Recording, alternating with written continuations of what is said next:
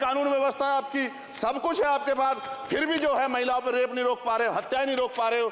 सुनो भाई, मैंने ध्यान से आपको सुना है, सुनिए जरा। No don't please. जिस दिन अम्बेडकरवादी गुस्सा हो जाएगा वो फिर इस सरकार को जो 24 में आ गई है वो आने वाले चुनाव में ऐसा सबक सिखाएगा कि दोबारा पलट के नहीं देख पाओगे। तो मैं, मेरे दाएं तरफ जो साथी बैठे उनको बुरा लगेगा, कर्नाटक में 14,732 करोड़ रुपए इन्होंने दूसरी योजना में लगा दिए और मध्य प्रदेश में आपने 95 करोड़ रुपए जो है दूसरे बजट में लगा दिए। हमारा जो मिलता है उसको तो मत छीनो भाई।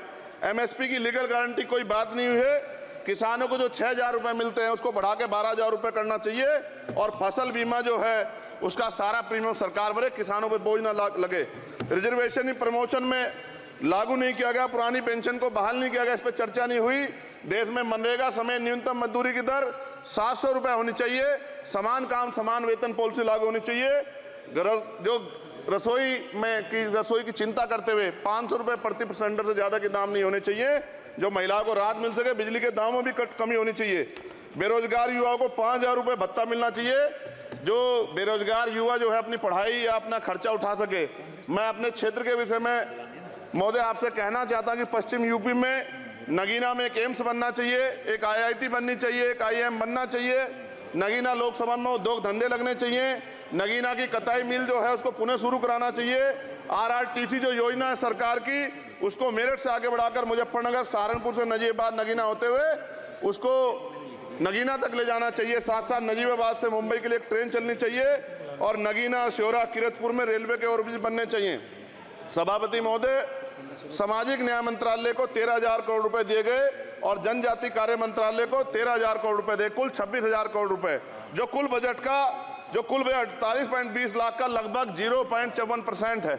जबकि हमारी संख्या 25% से ज्यादा SC ST की और बहुजन समाज की मिलाओगे तो 85% से ज्यादा है।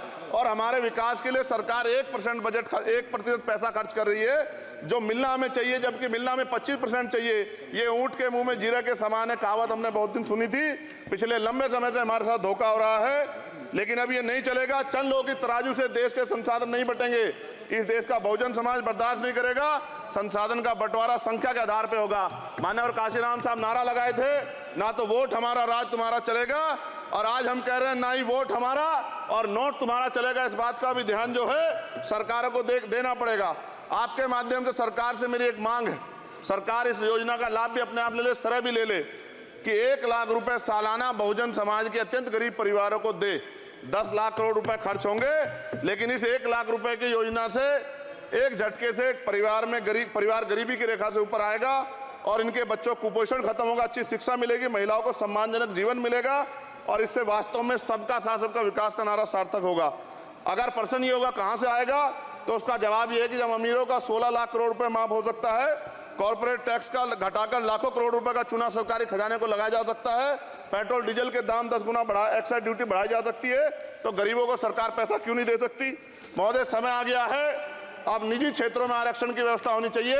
SC ST OBC को निजी क्षेत्रों में आरक्षण मिलना चाहिए। और मेरी आपसे ये भी मांग है, क्योंकि अब समय की मांग है और देश तेजी से आगे बढ़ रहा है, तो मैं कहूंगा कि सरकार का जो सबका साथ सबका विकास का नारा लगभग वो असत्य महसूस होता है, क्योंकि अल्पसंख्यकों में मुसलमानों, जैनों, सिखों, बुद्धिस्टों के लिए कुछ दिख नहीं रहा, उनकी कल्याण कोई योजना नहीं है।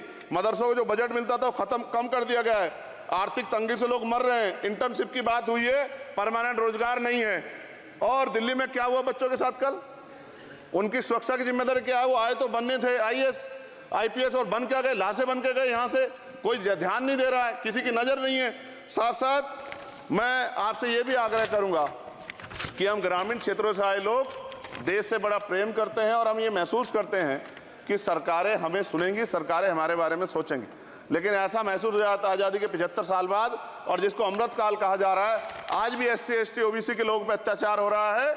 अभी 2 दिन पहले गोली से उड़ा दिया गया गाजियाबाद में और राजस्थान में गर्दन काट दी गई। ये घटनाएं देख के डर लगता है, घर से निकलते हुए भी कि आने घर वापस लौटेंगे नहीं लौटेंगे। तो मेरा सरकार से आग्रह है, अगर आज़ादी के 75 साल बाद भी हमारी हत्या हो रही है, तो हमारी मां को भी दर्द हुआ होगा जब उसने हमें पैदा किया हो।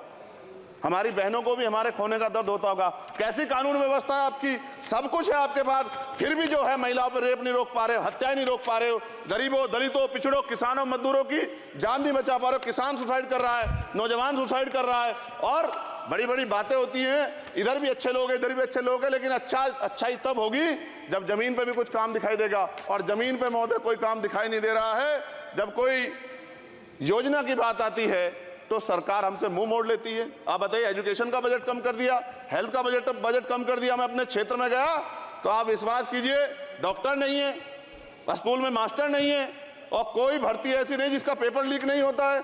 तो देश किस तरफ जा रहा है और इसमें नौजवानों का भविष्य क्या है, इसके बारे में हमें चिंता करनी चाहिए। और अंत में अपनी बात को खत्म करते हुए मेरा आपसे आग्रह और आपके माध्यम सरकार से आग्रह है कि यहाँ बाहर बाबा साहब अम्बेडकर की मूर्ति लगी हुई थी एक, वो करोड़ों लोगों की आस्था से जुड़ा विषय है, और आप विश्वास करो इतना गुस्सा है उसको लेके।